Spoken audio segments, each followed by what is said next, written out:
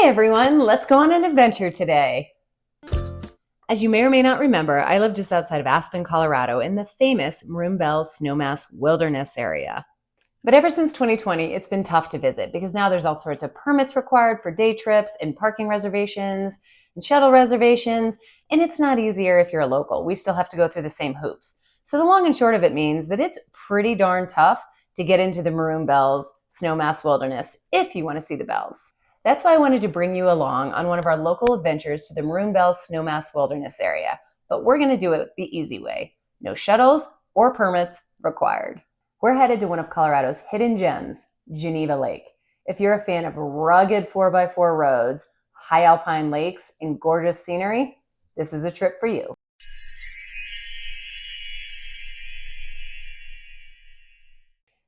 As I've gotten older, I have realized that I do not need to be hiking in tank tops. It is just not good for my skin, especially here in Colorado's high altitude sun.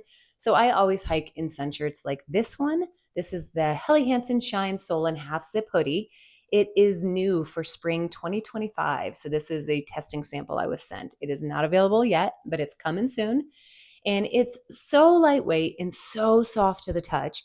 But what I really like is that it's made from 80% recycled polyamide cooling fabric, which basically means 80% recycled materials, which is super important, especially when you're dealing with synthetics. And it has UPF 50 plus sun protection, whether it's wet or dry. I like sun shirts that have hoodies because I can protect my neck. And this hoodie even has a little hole in the back so you can pull your ponytail through if you're so inclined. These are my Helly Hansen Women's Rascalite softshell pants, and they have four-way stretch. They're kind of a lighter weight softshell, and they've become my go-to pants when I'm dealing with slightly rugged terrain, but I want a little bit of protection and a lot of breathability. And I do really like the tapered ankles because they're not all floppy and they don't get in the way when I'm taking big steps. This is the time of year when you can encounter any kind of weather up in the high alpine because it's below freezing in the morning, a million degrees during the day, and then it could be snowing again at night for all we know. So I packed a lot of layers to accommodate the potentially changing conditions. I always throw in a what I call a crisis puffy, like this one from Nerona. It's really lightweight and packable, but it offers a lot of warmth, so I can squish it into the bottom of my backpack and not really have to worry about it. I also pack a lightweight shell. Again, there wasn't any weather on the forecast, but you honestly never know if it's going to rain in Colorado or if you're going to get pelted with a random early season snowstorm. So I threw that in. I am a big fan of using gear for a very, very long time, and that is definitely the case with this backpack. It's about 11 years old. It is the Gravel Gamba 30, and it is easily one of my favorite day packs. It's got this trampoline style frame on the back that puts a solid 2 or 3 inches of space between your skin and the backpack, which means there's tons of space for airflow and you never get sweaty. The hip belt's super cushioned, and honestly, you can carry really heavy day pack loads without it wobbling all over the place. And that's one of the main reasons I've held on to it for so long. For shoes, I wear the Solomon Outline Low GTX. Unfortunately, I'm not sure you can get these anymore either because I've had them for a couple of years. But these are low cut hiking shoes. They are not trail runners, which means they have a little bit of support underfoot, a lot more than a trail running shoe, which makes it easier to carry heavy backpacks, but they're still lightweight and agile enough that I don't feel like I'm clunking around on the trails. This was a family trip, which means we needed lots of snacks because none of us like to go hiking without food. So we had a couple different types of trail mix. I got the tuxedo mix. It has a lot of yogurt covered stuff and chocolate. We're big fans of making sure we have protein on the trail. So we had some perky jerky turkey as well as some chomp sticks. Our daughter really loves the Honey Stinger mini energy waffles, and I will admit, so do I. We found these protein pucks at the grocery store. They're all plant-based energy, and honestly, they're really affordable. They're like $1.50 each for 500 calories. So it's tough to beat that dollar per calorie ratio. We always bring the Scratch Energy chews because they are delicious and by far my favorite chews on the market. And then in our water, we always put some element in there. I've realized having sodium in our water when we're doing these big outdoor days keeps us all going a little longer.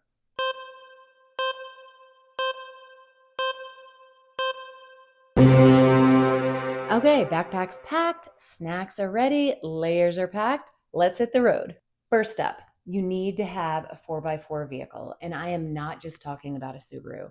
Trust me, I have a Subaru Outback. I absolutely love it, but we are headed into Lead King Basin, and Subarus cannot handle that terrain. Instead of heading through Aspen, we're going to pass through the tiny town of Marble, where there's around 100 year round residents, before hitting the dirt on the 4x4 road headed to Lead King Basin. Now, when I say this is a serious 4x4 road, I mean it. Do not take that lightly. Every year, there are tons of visitors that head up into Lead King Basin on this road.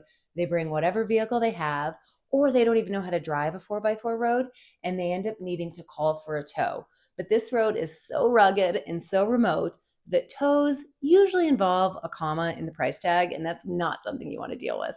So I don't mean to beat a dead horse, but seriously, Lead King Basin is only meant for people who actually have experience driving on a 4x4 road. If that's not you, maybe work on your skills and come back next year. Okay, disclaimers out of the way. So we hit up Lead King, we aired down our tires because that makes the Jeep a lot less bumpy, and then we started to climb. Of course, it was really busy this time of year as we approached the Crystal Mill because there was a ton of leaf peepers, but we passed the mill, kept going through the tiny little community of Crystal, where there's about 6 to 10 cabins that people like to reserve for the summer. Once we pass through Crystal, that's when we make the turn and head into Lead King Basin. It's about mid-October right now, so most of the fall color up high is past peak, and there wasn't a lot of it left. But we were still really lucky to pass through a few pops of vibrant yellow color, which was so nice to see. After about an hour of rattling around in our Jeep Wrangler, we finally arrived at the trailhead for Geneva Lake. Since we were just headed out for a day hike, we didn't need to worry about any of the rules and regulations, but if you decide to backpack up to Geneva Lake, a couple things to keep in mind. Don't forget that you do need an overnight permit that you have to get online at recreation.gov, and bear canisters are required in the Maroon Bells Snowmass Wilderness for anybody overnighting out there. We don't have grizzlies here in Colorado, but we do have a lot of black bear, and you are very likely to run into them when you're backpacking up to the lake. This is about as busy as the trailhead gets, which is really nice. And you can see that it's like a Jeep and taco party here.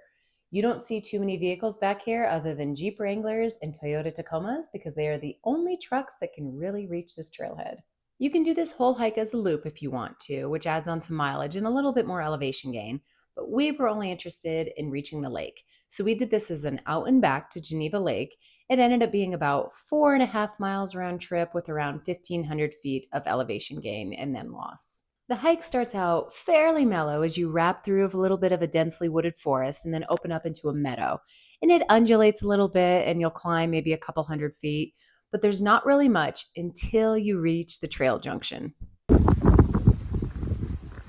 There is like 1,400 feet of climbing on this hike, and it's about 300 or 400 to that sign.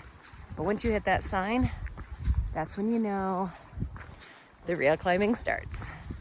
From that trail sign, you have about 1.2 miles left with over 1,000 feet of climbing.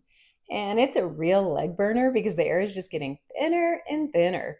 Geneva Lake sits at roughly 11,000 feet in altitude, so it's not for the faint of heart. But never fear. It hurts a bit as you're climbing, but if you can stop and take a minute and catch your breath, take a look to the right, because off in the distance, you're going to see the backside of the Maroon Bells. And in particular, you're going to notice North Maroon Peak, one of the most iconic mountains on the planet. You'll know you're reaching the top because the incline starts to mellow out just a bit, and you're going to be popping into some densely wooded areas. Once you get back into the forest, you know the lake is just around the corner. And of course, you can't miss the lake itself. It is absolutely stunning with aqua blue water that turns verdant green when the sunlight hits it just the right way.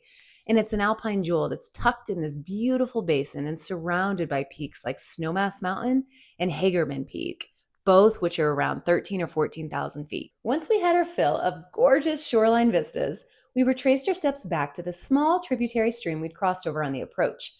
We'd noticed dozens and dozens of little brookies or small brook trout bopping around in the water. To be clear, I'm pretty terrible at fly fishing, but I'll never pass up a high alpine stream full of beautiful fish who are willing to eat anything. It's really good for my ego. Plus, will you look at the color on these brook trout? After catching and releasing a handful of fish, we packed up our gear and began the trek back to the trailhead. It was already past 5 p.m. and we knew the sun would be setting soon. We didn't mind driving back out of Lead King in the dark, but we really wanted to be off the trail before civil twilight ended. Still, those early evening hours are one of my favorites on the trail. There was no one else out there save for us, and it was like the entire world had gone quiet for the day. The wind died down, the leaves stopped rustling, and the Alpenglow shone warmly upon the high alpine peaks surrounding us. All we could hear was our own footsteps on the trail. Absolutely perfect. Of course, my temporary solitude ended when I realized that we did, in fact, have to drive out of Lead King Basin in the dark. Definitely not something I'd recommend for everyone, but it added to the adventure. Lead King Basin by night. It's a whole different kind of thrill. And that's a wrap on Geneva Lake. No permits, no reservations, no crowds, and tons of scenery. And of course, if you enjoyed this, don't forget to like and subscribe below. We've got more coming.